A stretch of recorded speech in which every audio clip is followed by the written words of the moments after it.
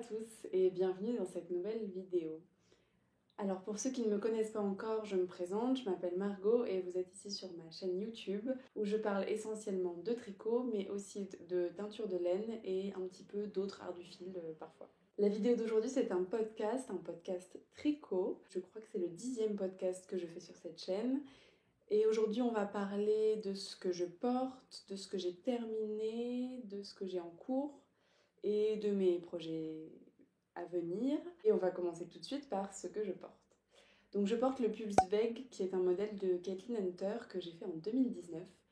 Je l'ai fait en laine de laine amourée et étant donné que ça a été il y a quand même 6 ans, je ne saurais pas vous redire les détails de la confection. Je sais juste que l'encolure du pull est un peu trop... Il y a un petit peu trop de mailles au niveau de l'encolure, elle est un peu trop molle. Et j'en ai parlé avec quelqu'un qui avait tricoté aussi un des modèles de Kathleen Hunter et apparemment elle est un peu connue pour ce genre de problème au niveau des encolures, qui a un petit peu trop de mailles. Mais bon, ça n'empêche pas... Moi, je crois que j'avais monté plus de mailles que prévu et du coup, j'avais fait moins d'augmentation. Mais en tout cas, ça n'empêche pas que le pull est très très beau. Enfin, la dentelle est vraiment très agréable à faire, très jolie à porter. Le seul problème que j'ai avec ce pull, c'est qu'il est un peu trop long. Au niveau des manches, c'est pas très grave parce que je les retourne. Enfin, non, je les retrousse. Mais au niveau du corps, ça me gêne et je pense qu'il avait grandi au blocage. Et que c'est pour ça que je m'en étais pas rendu compte à l'essayage. Mais du coup, ça fait 6 ans que je veux détricoter un petit peu le corps et que je procrastine, mais j'aimerais bien le faire cette année, comme ça. Bah, j'ai un peu une pile de projets que je veux repriser ou bidouiller, et celui-ci est dans le programme de cette année, donc à voir. N'empêche que ça m'empêche pas de le porter, et je l'aime beaucoup. Pour ce qui est de la taille, si ça vous intéresse, je l'avais fait en taille M. Donc voilà pour ce que je porte. Je porte aussi mes chaussettes Priya, que je ne vais pas vous montrer là, mais je vais vous mettre une photo dans la vidéo. Je les aime beaucoup ces chaussettes, c'est un modèle gratuit. Et c'est la seule version que j'ai fait avec le jacquard, avec le motif de jacquard, parce que je les ai refaits là récemment, mais en fait je ne faisais pas le motif de jacquard, je continuais les côtes sur le pied, mais celles-ci j'avais fait le motif et je les adore, elles sont trop belles. Elles sont juste un petit peu trop courtes pour l'hiver, donc il faudrait que je les refasse en plus longues. Je les avais fait exprès un peu courtes pour que le motif de jacquard dépasse de la bottine, mais mes bottines qui sont un peu basses, mais du coup c'est embêtant pour le froid. Donc c'est tout pour ce que je porte, on va passer au projet fini et j'en ai deux. J'en ai un que je vous avais déjà montré la dernière fois, mais j'ai fait les petites finitions. Donc il s'agit de... comment j'avais appelé ça, le tissu pour alliance que j'ai fait. Donc c'est un panneau de dentelle que j'avais pris d'un livre. Alors j'ai plus la référence, je crois que c'est 250 motifs de dentelle au tricot.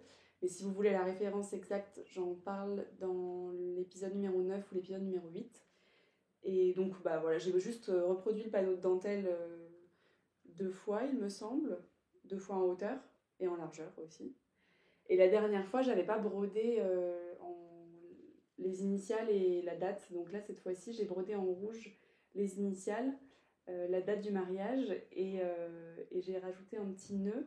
Et en fait, je vais accrocher les alliances au niveau de ce petit nœud-là. Et voilà, je trouve ça mignon. Et puis quelqu'un m'avait demandé comment j'allais le broder. Moi, je savais pas si j'allais utiliser de la laine ou du fil à broder. Au final, j'ai utilisé un fil à broder que j'ai brodé avec une aiguille à laine par contre. Et, euh, et j'ai pas divisé, parce que les fils à broder, souvent on divise pour. Il y a 6 brins et on utilise entre 2 et 4 brins en moyenne. Là, j'ai utilisé les 6 brins pour broder mes chiffres et mes lettres. Et par contre, ce que j'ai essayé de faire quand je piquais dans les mailles, c'était justement de piquer à l'intérieur des brins de laine blanche, pas entre les mailles, parce que sinon la broderie n'est pas vraiment accrochée et la forme, on n'obtient pas la forme qu'on veut. Donc là, moi, j'ai piqué entre enfin, au milieu des brins de laine blanche. Donc voilà pour le premier projet terminé. Et le deuxième projet terminé, c'est un projet que je n'avais pas monté pendant le dernier podcast, mais qui a été très rapide à faire. Ce sont ces mitaines. Donc ce sont les... Alors, main droite... Bon, on va faire comme ça. Ce sont les Cloudburst de Ariane Gray. qui est un modèle de mitaine gratuit que j'ai beaucoup vu tricoter récemment et peut-être que, je sais pas, il est beaucoup passé sur mon Instagram récemment, je ne saurais pas vous dire pourquoi, peut-être sûrement parce qu'il est gratuit et qu'il est très mignon. C'est un modèle que j'ai fait pour une collègue à moi qui travaille le cuir et qui m'a fait une ceinture en cuir et du coup en échange moi je lui tricote des mitaines. Je ne les ai pas bloquées parce que je me suis dit que j'allais vous les montrer portées et que du coup là vous allez bien voir le motif de dentelle. Donc voilà ce que ça donne portée. Il faudra que je les bloque avant de les offrir. Et voilà, hyper rapide à faire. Je les ai tricotés en aiguille 2,75 et sur un câble en Magic Loop. Ce que j'ai fait au niveau des finitions, c'est que j'ai monté mes mailles en tubular. Alors celui-ci est moins bien fait que l'autre, alors je vous montre le mieux fait. En tubular custom, qui est un custom qui imite en fait la finition en rabattage à l'aiguille, enfin rabattage tubulaire quoi. Et c'est une vidéo enfin moi je suis une vidéo de Andrea Mori que je vous mettrai en description, qui est très bien pour expliquer comment faire le tubular custom. Et maintenant je fais ça à chaque fois que j'ai des côtes 1-1. En fait c'est très adapté aux côtes 1-1, c'est très élastique et en même temps ça fait effet rabattage à l'aiguille quoi. Ça imite les mailles, c'est vraiment chouette. Donc je l'ai fait pour le montage et pour le rabattage du pouce et des doigts, j'ai fait un rabattage à l'aiguille. Donc les finitions sont en côte torse et ensuite voilà, rabattage à l'aiguille. Que dire, j'avais pas l'habitude de faire le rabattage à l'aiguille parce que je trouvais ça en fait plus compliqué parce que je savais pas le faire et enfin en tout cas pas de tête. Et là comme je l'ai fait sur ces mitaines pour la main puis pour le pouce, puis sur la deuxième mitaine main et pouce à quelques jours d'intervalle, en fait ça se retient très facilement. C'est juste que comme je l'avais fait 2-3 fois à des mois d'intervalle, j'avais pas retenu la gymnastique, mais une fois qu'on a retenu le sens de passage de l'aiguille, en tout cas pour moi j'ai trouvé ma logique et c'est pas du tout prise de tête comme rabattage, au contraire. Et surtout je trouve que le rendu est vraiment chouette parce qu'au final le rabattage que je fais d'habitude, ça m'arrive souvent de devoir défaire défaire le rabattage puis refaire le rabattage parce que la tension est pas comme je veux. Donc là j'ai pas ce souci là, donc au final je trouve pas que ce soit trop long. Après j'avais très peu de mailles, donc sur des grandes circonférences c'est sûrement plus long, mais bon franchement je crois que cette année je veux faire alors ça marche que pour les côtes 1-1 je crois, mais ce qui est sûr c'est que cette année je veux travailler un peu plus mes finitions que d'habitude parce que moi je suis plutôt une tricoteuse relax et je veux rester relax, c'est pas la question, mais je pense que j'ai les connaissances pour faire des finitions un peu plus poussées sans que ce soit si compliqué que ça. C'est juste qu'il faut au bout d'un moment sortir de sa zone de confort, apprendre une nouvelle technique et en fait ça reste relax. Donc voilà, donc ces mitaines là vont aller au blocage juste après le podcast et comme ça je vais pouvoir les offrir la semaine prochaine. Pour ce qui est de la laine utilisée, c'est cette laine là. Donc c'est une laine que j'ai teint, c'est une base 100% mérino non superwash que j'ai teint en violet varié et il m'en reste pas mal. J'avais teint aussi un fil de baby Suri alpaga soie donc en métrage dentelle pour tricoter avec parce que j'avais mal lu le patron et je pensais que ça se tricotait en dentelle plus fingering. En fait non, ça se tricote en fingering tenu tout seul. Donc j'ai aussi un écheveau de violet très pâle qui s'accorde avec cet écheveau varié.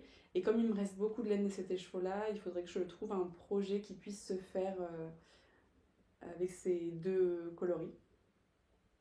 Donc à réfléchir, mais en attendant ça va aller dans mon stash. Donc c'est tout pour les projets finis et maintenant je vais vous parler de mes projets en cours. Donc pour ce qui est de mes en cours, il y en a deux que vous avez déjà vus si vous suivez les podcasts, mais comme il y a pas mal de nouveaux ici, je vous les remontre et de toute façon ils ont avancé. Donc le premier c'est le châle Spring Thing de Espace Tricot que j'avais mis en attente parce que j'avais des cadeaux à tricoter pour Noël et que j'ai repris pendant un café tricot qui en fait n'était pas un café tricot, c'était un couscous tricot et c'était très chouette. Et en fait voilà, je l'ai terminé parce que comme c'est asymétrique en fait, moi j'avais fait la première partie où on augmente tous les 4 rangs, donc c'est un peu long parce qu'on se retrouve à augmenter on a pas mal de mailles et on n'augmente qu'une maille tous les 4 ans. Mais ensuite, la deuxième partie qui est asymétrique, on diminue, mais cette fois-ci tous les rangs. Donc du coup, ça va beaucoup plus vite que la première partie. Et alors, j'ai pas fini le châle parce qu'il y a une finition, je vous l'essaye quand même, j'ai pas rentré les fils. Il y a une finition pour la bordure en fait que j'ai pas encore fait. C'est une finition en I-cord et sur le modèle elle est en laine contrastante et en fait j'ai pas bien résolu ma question du contrastant que je voulais utiliser. Au début j'étais partie sur l'idée que j'allais utiliser du jaune fluo puisque la couleur de ma laine c'est du violet parme avec des speckles de jaune fluo.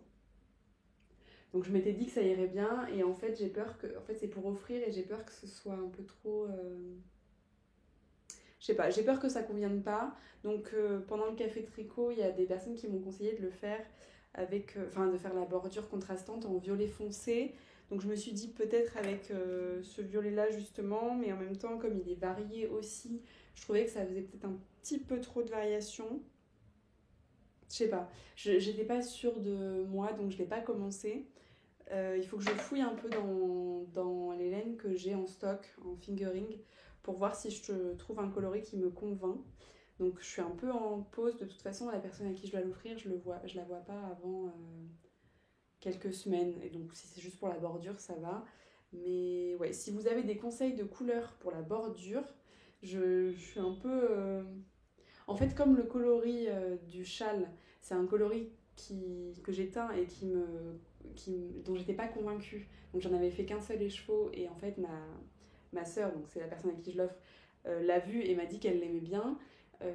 Du coup je me suis dit que j'allais lui tricoter quelque chose avec, mais comme moi je l'aime pas trop, ce coloris, en tout cas j'en suis pas 100% convaincue, bah, j'ai du mal à projeter un projet avec, enfin projeter le projet, la bordure, etc. avec.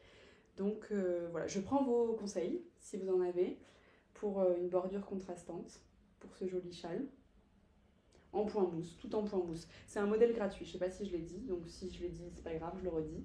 C'est un modèle gratuit et à un écheveau, c'est ça aussi. Ça peut vous être pratique, des modèles de châle à un écheveau, c'est chouette. Deuxième projet en cours, c'est toujours mon sweater numéro 11 Light qui avance tout doucement parce que en fait, j'ai terminé. Alors, que je m'emmène pas les pinceaux. J'ai terminé le col qui m'a pris des plombes parce que c'est un col qui se tricote en côte-torse. Donc voici le col. En côte-torse, alors et pourtant j'ai fait la maille endroit torse, mais pas la maille envers torse parce que ça me faisait trop mal aux mains. Donc c'est quand même moins lent que si j'avais dû faire endroit torse et envers torse. Mais c'est très très long parce qu'en plus c'est en aiguille 3 ou 3,5. Mais c'est vraiment... Ouais, je crois que c'est 3,5. Mais c'est vraiment très différent de la taille d'aiguille qu'on utilise. Je crois qu'il y a carrément 1 millimètre en moins. Non, c'est bizarre. Là c'est du 4. Donc pour le col, c'est peut-être que du 3,5. Mais franchement le ressenti c'est que c'était minuscule. Et ça a avancé très très très lentement pour le col. Mais au final je l'ai terminé. Je l'ai quand même fait un peu plus court que préconisé par le patron. Parce que ce que je partageais dans le dernier épisode de podcast, c'est que je pensais que j'allais le faire court et replié. Mais finalement, en l'essayant, en faisant comme ça et en l'essayant, je me suis dit que ça valait le coup de le faire vraiment plus grand, un peu comme dans le patron. Et en fait, il est porté comme ça. Elle le porte comme ça. Sauf qu'elle l'a fait encore un peu plus grand, mais je pense qu'elle a un cou plus grand que moi. Et quand j'ai regardé les projets Ravelry, il y en a beaucoup qui l'ont fait un peu moins grand. Et moi, j'ai pas un cou très grand. Et puis, j'en avais marre. Donc, je crois que j'ai 4 cm en moins. Je suis quand même allée presque au bout. Et voilà, pour le col, après, je vous remonte parce que j'en suis fière aussi. J'ai refait un rabattage à l'aiguille, donc à l'italienne. Donc voilà ce que ça donne. Pareil, ça m'a bien aidé à mémoriser les mouvements à faire, les gestes à faire. Et j'ai ensuite relevé mes mailles pour ma première manche. Et là, ça va beaucoup plus vite. Parce que ça y est, on est en 4. Et puis on est sur une petite circonférence. Donc je pense que j'aurai bientôt fini ma première manche. Et je veux tricoter ma deuxième manche avant début février. Parce que c'est la date où je pars au ski. Et je veux pouvoir le mettre le soir quand je serai au ski. Pour ce qui est du modèle, je vous ferai une revue, pas une revue, mais un, un détail, je vous expliquerai en détail les modifications que j'ai fait sur tout le pull quand je l'aurai fini et que je vous montrerai porter, etc. si ça vous intéresse. Après, là, juste petit point d'étape par rapport aux manches. Je trouve ça bien parce qu'il y a des rangs raccourcis sur le haut de la manche et ça permet en fait d'épouser le rond de l'épaule, mais bon, c'est des drop shoulders, donc c'est pas tellement pour ça. Je pense que c'est surtout pour que la manche tombe sur le bras, sinon les manches elles ont tendance à rester un peu droites comme ça. Mais là, comme il y a des rangs raccourcis, donc un peu plus de mailles sur l'extérieur du bras, la manche va se replier et retomber un peu mieux sur le bras. Et c'est le genre de petits détails qui, pour moi, montrent que le patron est vraiment travaillé. Et c'est vraiment chouette, on apprend beaucoup de choses avec les designeuses qui sont très méticuleuses dans leur finition. Et même si ouais, le modèle est très simple en fait de visu, il est très simple, j'avais quand même voulu acheter le patron parce qu'il y avait quelques petits trucs de design justement que je voulais voir, que je voulais tester. Et typiquement là, les rangs raccourcis pour les manches, c'est la première fois que j'en fais sur un pull. Après, j'ai pas fait 12 000 pulls, mais quand même, c'est chouette de voir de nouvelles techniques. Pour ce qui est de la laine utilisée, donc si vous avez déjà vu les autres épisodes, vous l'avez vu 100 fois, mais comme il y a des nouveaux ici, je le remontre. Le premier, c'est donc, j'utilise 2 fils en même temps. Il y a la Dansk Pelsult, qui est une laine rustique que j'ai teint en rouge, qui était non teinte. Et le deuxième fil, donc ça c'est du fingering. Deuxième fil, c'est un fil épaisseur dentelle, mohair et soie classique, et que j'ai teint en rose fluo. Et voilà, je les tricote ensemble et ça donne ce tissu chiné rose-rouge. Dernier projet en cours qui est le petit chouchou du moment. C'est un projet que j'avais mis dans ma sélection de patron 2025 et que j'ai monté quelques jours après. C'est le Ghost Whisperer de Park Williams. Ouais. Et voilà ce que ça donne pour l'instant. Donc c'est un petit pull crop top. C'est pas vraiment un pull, c'est plutôt un t-shirt.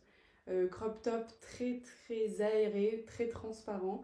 Il se tricote en aiguille 6,5 mais j'en avais pas donc j'ai pris du 6 et en fil de dentelle. Donc voilà, on le tricote du bas vers le haut, on monte nos mailles, on tricote en rond. Après on vient séparer le devant et le dos, donc tricoter à plat, on forme le col et après on vient relever des mailles pour tricoter les manches en rond. Pour ce qui est de la laine que j'utilise donc la base Baby Suri Alpaga Soie que j'ai teint. Donc c'est une base fingering, 100 grammes, 800 mètres.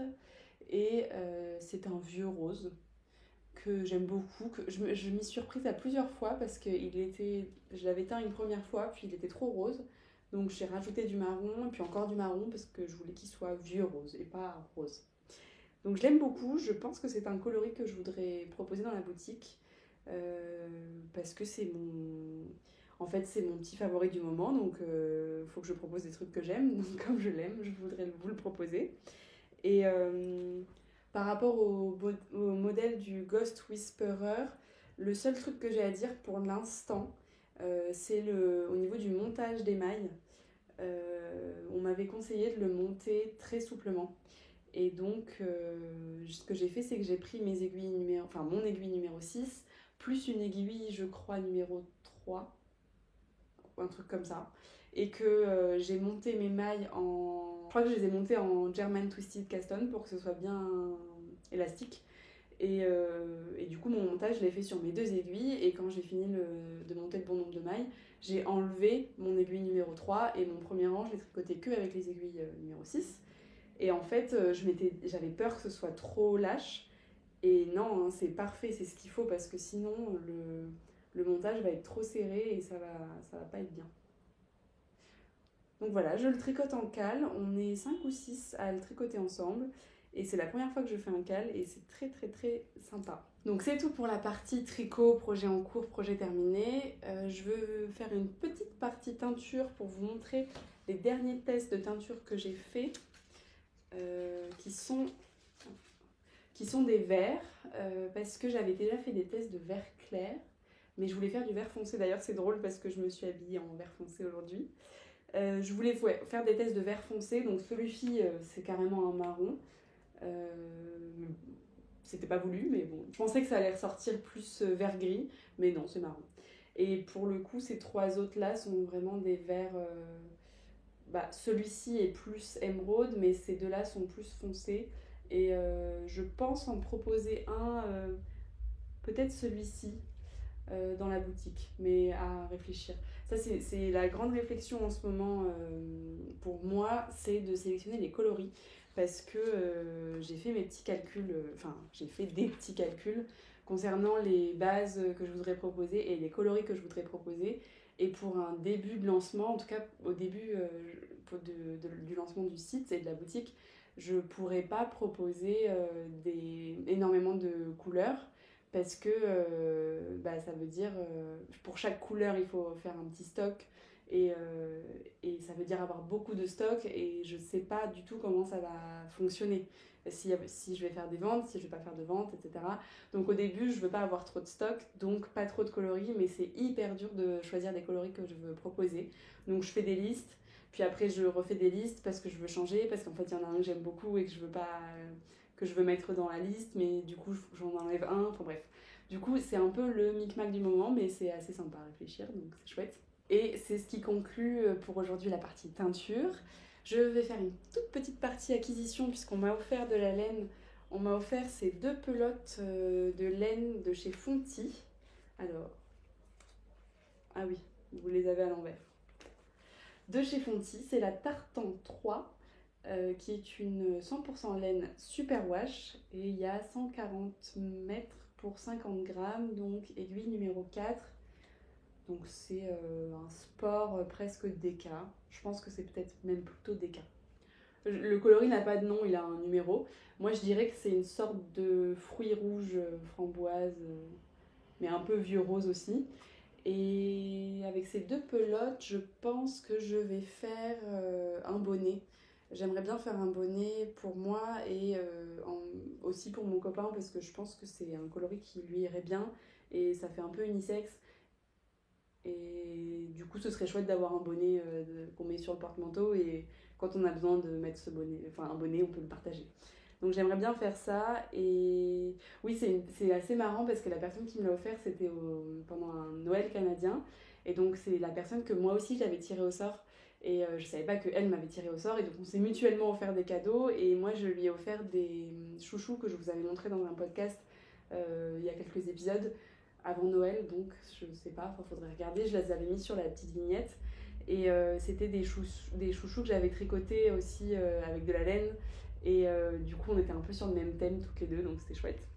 Donc c'est tout pour les acquisitions et on va maintenant passer à la dernière partie de ce podcast, de cet épisode, qui est la partie envie projet et ça va concerner la machine à tricoter Centro ou Centro, je sais pas comment on dit, que je vous avais déjà présenté, dont je vous ai déjà parlé pareil dans l'épisode précédent. J'ai fait des petits échantillons avec cette machine.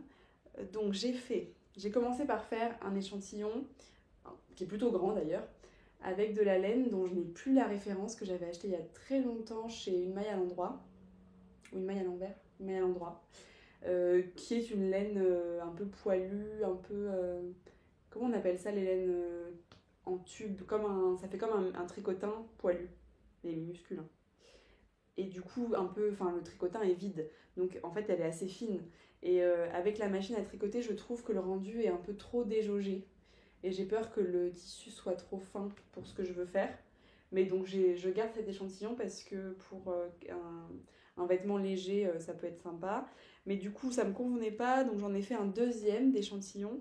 Cette fois-ci, c'est avec la Peer Jeans que j'avais utilisée pour mon modèle de pochon pour bouillotte.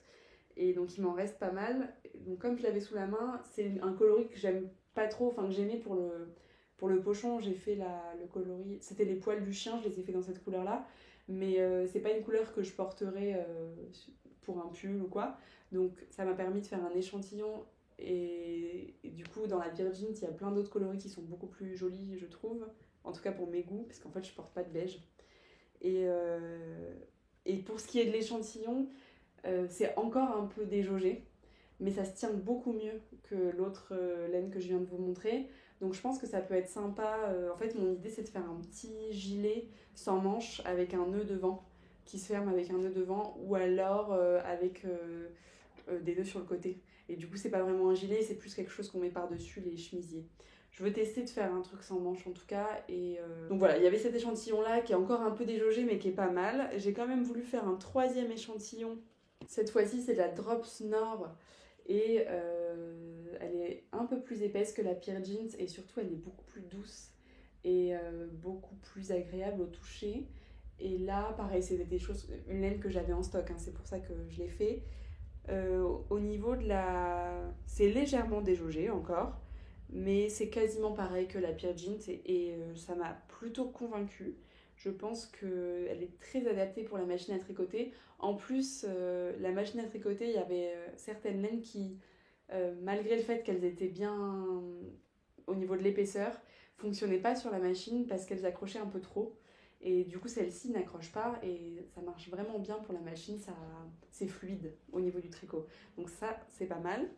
Et dernier échantillon que j'ai fait, là cette fois-ci, c'est du mohair, donc il est en train de se détricoter. C'est le mohair de Drops, mais c'est un métrage classique, 100 grammes, 400 mètres.